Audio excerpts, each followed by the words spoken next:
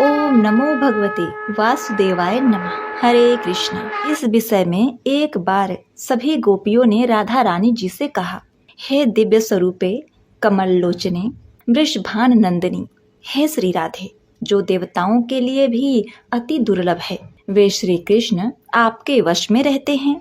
हे राधे, आप विश्व मोहिनी हो और संपूर्ण शास्त्रों के अर्थ ज्ञान में पारंगत हो, इसीलिए आप हमें श्री कृष्ण के प्रसन्नता के लिए कोई शुभ व्रत बतलाइए। इसके उत्तर में श्री राधा रानी जी गोपियों से कहती हैं कि हे गोपियों, श्री कृष्ण की प्रसन्नता के लिए आप सभी निर्जला एकादशी का अनुष्ठान करिए। इससे साक्षात श्री कृष्ण तुम सबके वश में आ जाएंगे। हमारे हिंदू सनातन धर्म में व्रत पूजन का विशेष महत्व होता है। इसमें एकादशी की खास मान्यता है। ज्येष्ठ शुक्ल पक्ष की एकादशी तिथि को निर्जला एकादशी कहा जाता है। पांडु पुत्र भीम ने भी मात्र इसी उपवास को रखा था और वे द्वादशी के दिन पारण करते समय मूर्छित हो गए थे। इस व्रत के पुण्य प्रभाव से उन्हें स्वर्गलोक की प्राप्ति हुई और मोक्ष भी मिला। इसीलिए इसे भीमसेनी एकादशी भी कहा जाता है। कहते हैं इस दिन बिना जल के उपवास करने से साल की सारी एकादशियों का पुण्य फल प्राप्त हो जाता है। हिंदू धर्म में मान्यता है कि निर्जला एकादशी व्रत करने से धर्म, अर्थ, काम और मोक्ष चारों पुरुषार्थों की प्राप्ति होती है। अच्छे स्वास्थ्य और सुखी जीवन की मनोकामना के साथ यह निर्जला एकादशी बड़ी ही विशेष है। ये व्रत मानसिक एवं शारीरिक स्वास्थ्य के जरिए से भी बहुत महत्वपूर्ण है। एकादशी का व्रत भगवान विष्णु की आराधना को समर्पित होता है। इस एकादशी का व्रत करके श्रद्धा और सामर्थ्य के अनुसार दान भी करना चाहिए। इस दिन विधि पूर्वक जल कलश का दान करने वालों को पूरे साल की एकादशियों का फल मिलता है। इस प्रकार जो इस पवित्र एकादशी का व्रत करता है वह समस्त पापों से मुक्त हो जाता है।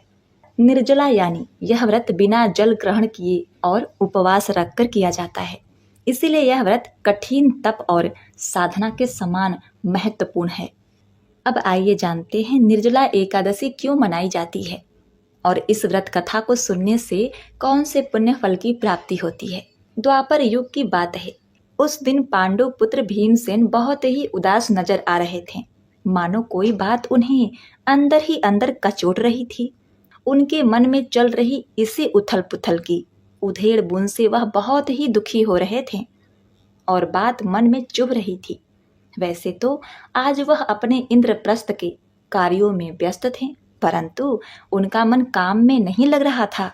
अपनी गदा के एक ही प्रहार से सबको ध्वस्त करने वाले भीमसेन के मन में ऐसी बात जिसने उन्हें सोचने के लिए मजबूर कर दिया था।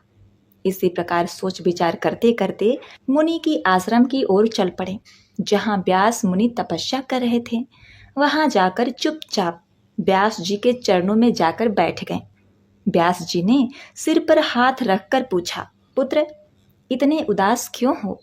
100 हाथियों का बल रखने वाले बलशाली के चेहरे पर ये उदासी क्यों है? क्या बात है, मुझे बताओ। व्यास जी के प्रेम भरे वचन सुनकर उनके हृदय का बांध फूट पड़ा। गदगद हृदय से वे व्यास जी से बोले कि हे महामुनि, युद्ध में गदा के एक प्रहार से विजय प्राप्त करना मेरे लिए आसान है, परंतु अपने मन पर विजय कैसे प्राप्त करूं? एक बात शत्रु बनकर मेरे हृदय को बार बार चीर रही है। उसी का समाधान ढूंढने मैं आपके पास आया हूं।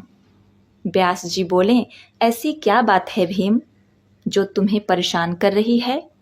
भीमसेन बोले, मैं जानता हूँ कि व्यक्ति चाहे कहीं भी रहता हो, उसे धर्म का आचरण जरूर करना चाहिए। आपने जो नीति शास्त्रों में धर्म का पालन करना बताया है, उससे ही व्यक्ति धर्म का आचरण करना सीखता है। मेरी माता ने भी मुझे यही सिखाया है। मेरे बड़े भ्राता तो धर्मराज कहलाते हैं, परंतु उनके परिवार का होते हुए भी मैं धर्म के पालन से वंचित रहता हूँ। इस बात का मुझे बहुत दुख है। व्यास जी ने आश्चर्य से कहा, मुझे तो नहीं लगता कि तुम धर्म का पालन नहीं कर रहे हो। भीम बोले, मेरे परिवार में मेरी माता कुंती, भ्राता युधिष्ठिर, अर्जुन, नकुल, सहदेव यहाँ तक कि द्रौपदी भी 1 महीने की 2 एकादशियों का व्रत करती हैं।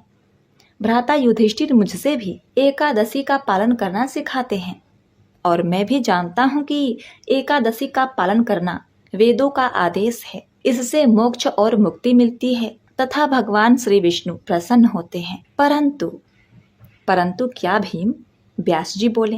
भीम ने कहा, मैं एकादशी का व्रत नहीं कर सकता क्योंकि मैं भूख नहीं सह सकता। मेरे पेट में वक्र नामक अग्नि हर वक्त जलती रहती है और उसे शांत करने के लिए मुझे भोजन करना ही पड़ता है। महीने की 2 तथा साल की 24 एकादशी मैं तो करने की सोच भी नहीं सकता। बच्चे की भांति भीम को देखकर व्यास जी हंस पड़े और बोले, तुम तो जानते ही हो, जो नरक जाने वाला होता है वह भी यही एकादशी का व्रत रखता है तो उसे भी स्वर्ग की प्राप्ति होती है। इसीलिए ही एकादशी के दिन अन्न ग्रहण करना वर्जित है। यह सुनकर तो भीम बच्चे की भांति आंखों में आंसू ले आए। बोले, 1 महीने की 2, 1 वर्ष की 24 एकादशी करना मेरे लिए मुश्किल है। मुझे तो भूख सहन नहीं होता। यह कहकर व्यास जी के चरणों में गिर पड़े। वर्ष की 24 नहीं, 1 एकादशी का उपाय करने का प्रयास कर सकता हूँ। कृपा करके मुझे ऐसा कोई एक व्रत बतलाइए जिससे मुझे वर्ष की सभी एकादशियों का फल प्राप्त हो जाए। भीम की ऐसी चतुर बात सुनकर मुनि हंसकर बोले, हाँ भीम, ऐसा एक व्रत है जिसे वर्ष की सभी एकादशियों का फल प्राप्त हो जाएगा। भीम के मन में आशा की किरण ने जन्म ले लिया और उत्सुकता से मुनि से पूछा, वह कौन सा व्रत है महामुनि? आप जल्दी से बतलाइए। व्यास जी बोले, ज्येष्ठ माह के शुक्ल पक्ष में आने वाली निर्जला एकादशी का व्रत बहुत ही विशेष है, जिसे करने से तुम्हें सभी एकादशियों का फल प्राप्त हो जाएगा। पुत्र, इसमें गलती मत करना। इस एकादशी में जल भी ग्रहण नहीं किया जाता। एकादशी के सूर्योदय से लेकर द्वादशी के सूर्योदय तक व्रत का पालन करना होता है। इस निर्जला एकादशी का व्रत करने से सभी तीर्थों में स्नान करने जितना फल मिलता है तथा मरने के बाद यमदूतों के स्थान पर भगवान विष्णु के दूत पुण्य आत्मा को बैकुंठ धाम ले जाने के लिए आते हैं। हे भीम, भगवान श्री कृष्ण ने कहा है कि इंसान के पाप भले ही सुमेरु पर्वत जितने हों, उसका नाश करने के लिए निर्जला एकादशी व्रत का पालन करना चाहिए। रात्रि में जागरण करना चाहिए। इसके लिए पवित्र नदियों में स्नान करना चाहिए। अधिक से अधिक भगवान के नाम का जाप करना चाहिए। अन्न जल का त्याग करना चाहिए। सुयोग्य ब्राह्मण या वैष्णव को दान देना चाहिए। इस प्रकार नियमों का पालन करने से उसे बैकुंठ धाम की प्राप्ति होती है। प्रिय भक्तगणों, इस पुण्य एकादशी व्रत के बारे में सुनकर भीम ने व्यास जी को दंडवत प्रणाम किया और बोले, हे महामुनि, आपने मेरे मन को हल्का कर दिया। सच में साधु की संगति में व्यक्ति का उद्धार हो जाता है। मैं इस निर्जला एकादशी व्रत का पालन अवश्य ही करूंगा और द्वादशी के दिन भगवान विष्णु की पूजा करके यथाशक्ति दान दक्षिणा भी दूंगा। फिर उसी वर्ष भीम ने निर्जला एकादशी का व्रत किया और द्वादशी के दिन उन्होंने पारण किया। पारण के दौरान वे मूर्छित हो गए। सभी पांडव भाई ने उनके मुंह में तुलसी पत्र युक्त गंगा जल डाला, जिससे उन्हें होश आया और उनका व्रत पारण पूर्ण हुआ। इसके प्रभाव से भीम को मोक्ष की प्राप्ति हुई और उनकी सद्गति हुई। इस कारण से ही इस एकादशी को पांडव एकादशी व भीमसेन एकादशी के नाम से जाना जाता है। तो आइए इस व्रत कथा को संपूर्ण बनाने के लिए और भगवान विष्णु की कृपा प्राप्त करने के लिए ग्यारस माता के कथा का श्रवण करते हैं। बहुत समय पहले की बात है। एक गांव में एक जाट रहता था। उसकी शादी को कुछ ही समय हुआ था। वह अपनी पत्नी को लेने के लिए पहली बार ससुराल जा रहा था। इसीलिए अच्छे से तैयार होकर नए वस्त्र पहनकर ससुराल जाने के लिए निकल पड़ा। ज्येष्ठ माह का महीना था। रास्ते में उसने देखा एक गाय पानी पीने के लिए तालाब में जा रही है। वह गाय तालाब से पानी पीकर अपनी प्यास तो बुझा लेती है, परंतु उसके पैर दलदल में फंस जाते हैं। जाट को यह देखकर गाय कहती है, अरे मुसाफिर, मेरे पांव दलदल में धंस रहे हैं, मैं बाहर नहीं आ पा रही हूँ, कृपा करके मुझे बाहर निकालने में मेरी मदद करो। जाट कहता है, अरे गाय माता, मैं पहली बार ससुराल जा रहा हूँ, मेरे कपड़े गंदे हो जाएंगे। गाय बोली, अरे मूर्ख, आज निर्जला एकादशी है, मैं तुम्हें आशीष दूंगी जिससे तुम्हारी 7 पीढ़ियां तर जाएंगी। परंतु जाट नहीं माना। गाय जाट से बोली, तुम मुझे नहीं निकाल रहा तो मैं तुम्हें श्राप देती हूँ, तू 8 प्रहर के बाद गधा बन जाओगे। यह सुनकर जाट डर गया और गाय से हाथ जोड़कर माफी मांगने लगा, परंतु तब तक गाय पूरी पानी में डूब गई। यह देखकर जाट उदास हो गया। उदास मन से वह ससुराल पहुंच गया। ससुराल में सभी जवाई को देखकर बहुत खुश हुए और उसका सत्कार किया, परंतु उसने तो जाते ही रट पकड़ ली कि हमें तो अभी वापस जाना है, आप मेरी पत्नी को जल्दी से विदा कर दो, हमें देर हो रही है। सभी ने विनती की कि जमाई जी, एक दिन तो रुक जाओ, परंतु वह नहीं माना। उसकी पत्नी बोली, यदि सब इतना कह रहे हैं तो रुक जाइए ना। पत्नी की बात सुनकर उसने अपने पत्नी को श्राप वाली बात बता दी। यह सुनकर वह अपने पति के साथ अपने घर की ओर चल दी। 8 प्रहर होते ही वह जाट गधा बन गया। उसकी पत्नी अपने गधे बने पति को लेकर घर में ही रहती। कुछ दिनों बाद घर में खाने को अनाज नहीं रहा। वह पति से बोली तो पति ने कहा, तुम मुझे लेकर मजदूरी पर चलो। वह पति को लेकर राजा के यहाँ काम मांगने गई। राजा जी के यहाँ कुआं खुदाई का काम चल रहा था। वह वही मजदूरी करने लगी। अपने सिर पर मिट्टी रखकर वह मिट्टी दूर फेंकने जाती। एक मजदूर यह देखकर बोला, बहन, जब तुम्हारे पास गधा है तो तुम सिर पर बोझ क्यों ढोती हो? यह सुनकर वह कुछ नहीं बोली। दूर खड़े राजा भी यह सब देख रहे थे। राजा ने उसे बुलाया और वही बात पूछी तो राजा से वह बोली, महाराज, मैं उन पर वजन कैसे रख सकती हूँ, वह मेरे पति हैं। राजा ने कहा, एक गधा तुम्हारा पति कैसे हो सकता है? तब उसने पति को मिले श्राप की सारी बात उन्हें बता दी। राजा ने पंडित को बुलवाकर उस श्राप का हल पूछा। पंडित बोले, महाराज, इसका तो एक ही हल है। जिस मनुष्य ने अपने जीवन काल में 101 ग्यारस की हो और वह मनुष्य अपनी सभी ग्यारस का फल इस गधे को दे दे तो यह फिर से मानव बन सकता है। राजा ने पूरी नगर में ये घोषणा करवा दी कि जिस किसी ने भी 101 ग्यारस की है, यदि वह अपनी ग्यारस का फल गधे को दे देता है तो राजा उसे बहुत सा इनाम देगा। लेकिन पूरी नगरी में ऐसा कोई नहीं था जिसने 101 ग्यारस की हो। किसी ने 11, किसी ने 21 तो किसी ने 51 ग्यारस ही की थी। तभी एक बुढ़िया माई आई और बोली, महाराज, मैंने पूरी 101 एकादशी का व्रत किया है। तब राजा बोले, यदि तुम अपने सभी ग्यारस का फल इस गधे को दे दो तो मैं तुम्हें मुंह मांगा इनाम दूंगा। बुढ़िया ने कहा, महाराज, मैं धन लेकर क्या करूंगी? मैं आज हूँ, कल नहीं।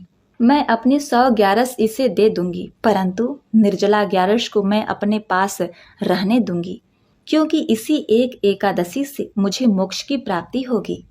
ऐसा कहकर उस बुढ़िया ने अपनी 100 ग्यारस का फल उस गधे को दे दिया, जिससे वह फिर से मानव बन गया। परंतु 1 ग्यारस के फल की कमी से उसका पूरा शरीर तो मानव का हो गया, पर गधे की पूंछ उसके शरीर से नहीं हटी।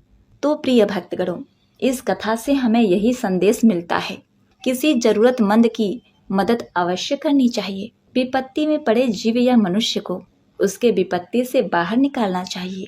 व्रत करने के साथ साथ धर्म कर्म का कार्य भी करना चाहिए, जिससे उसे विष्णु लोक की प्राप्ति हो सके और उसे मोक्ष मिले। तो बोलिए, ओम नमो भगवते वासुदेवाय नमः।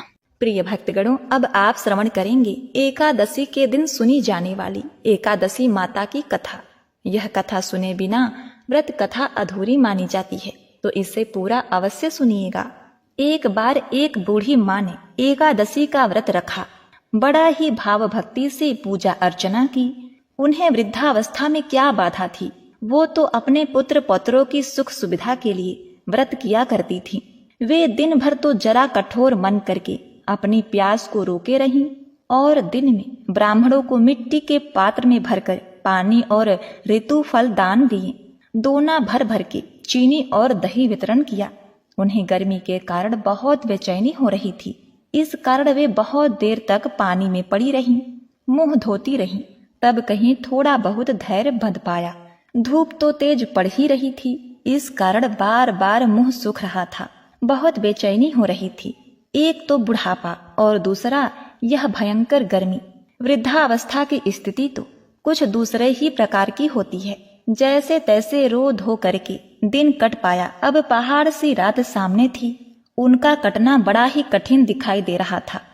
खटिया पर पड़े पड़े शांति नहीं मिल रही थी। वे बार बार करवट बदल रही थी। अनेक बार वे बाहर जाती और भीतर आती।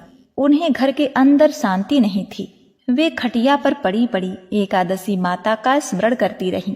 वे कहती रहीं कि हे माता जी, आप मेरी लाज रखिएगा, आप ही मुझे शांति दे दीजिएगा, जिससे मैं यह व्रत कर सकूं और यह पहाड़ सी रात शांति पूर्वक व्यतीत हो सके। प्यास के कारण बूढ़ी माँ की बेचैनी तो बढ़ ही रही थी।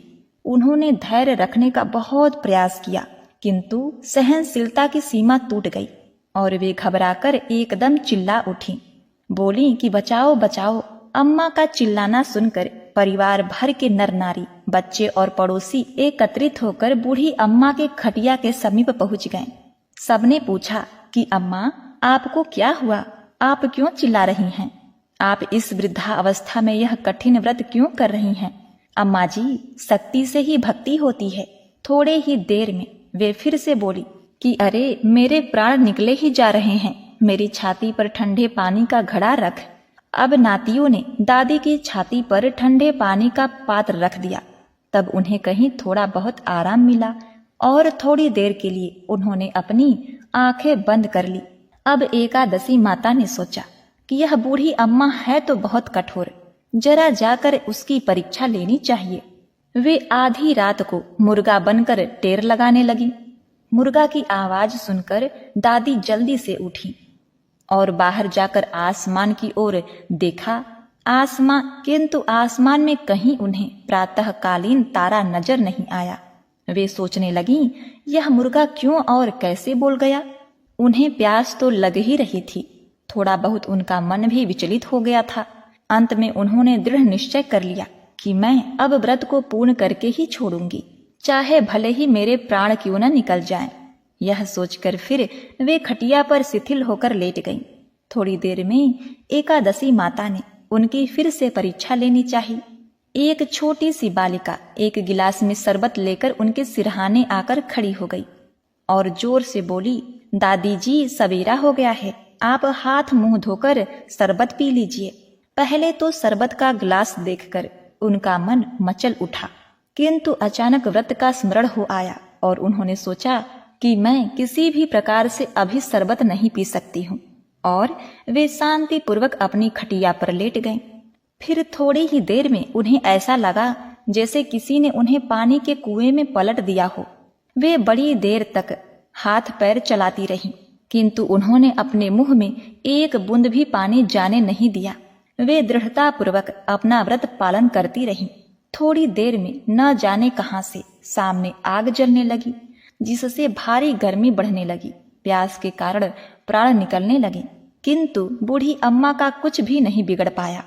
वे जहां की तहां मुस्कुराती हुई बैठी रहीं। थोड़ी ही देर में बाहर प्रकाश दिखाई देने लगा। ऐसा लगा जैसे सवेरा हो गया हो। बूढ़ी अम्मा ने जब बाहर निकलकर देखा तो समझ गई अभी सवेरा होने में 3-4 घंटे की देरी है। यह जानकर वे शांति पूर्वक इधर उधर घूमने लगी। फिर एकादशी माता यह बात अच्छी तरह से समझ गई कि यह बूढ़ी अम्मा किसी भी प्रकार से अपने व्रत से नहीं टल सकती है। वे उनके सत्य व्रत को अच्छी तरह से समझ गईं। अब सवेरा होते ही बूढ़ी माता ने स्नान किया, भगवान का पूजा पाठ किया, एकादशी की कथा सुनी, ब्राह्मणों को दक्षिणा देकर भोजन कराया। तब कहीं उन्होंने व्रत का पारण करके जल ग्रहण किया। कन्याओं को भोज कराने के बाद अम्मा ने स्वयं भोजन किया। उस श्रेष्ठ व्रत के प्रभाव से बूढ़ी अम्मा की आयु में वृद्धि हो गई। उनका घर परिवार हरा भरा हो गया। अब उनको कोई अभाव न रहा। वे हर तरह से सुख साधनों से संपन्न हो गईं। नाती नातिन से उनका घर भर गया और वे उसी दिन से 12 महीने की एकादशी का व्रत करने लगी। एकादशी माता के व्रत के प्रताप से इस संसार में हर प्रकार के सुख भोग कर अंत में वे वैकुंठ धाम को चली गई। जैसे एकादशी माता ने बूढ़ी माता और उनके परिवार को हरा भरा किया, ऐसे ही एकादशी माता हम सभी की मनोकामनाओं को पूर्ण करें। बोलिए श्री लक्ष्मी नारायण भगवान जी की जय।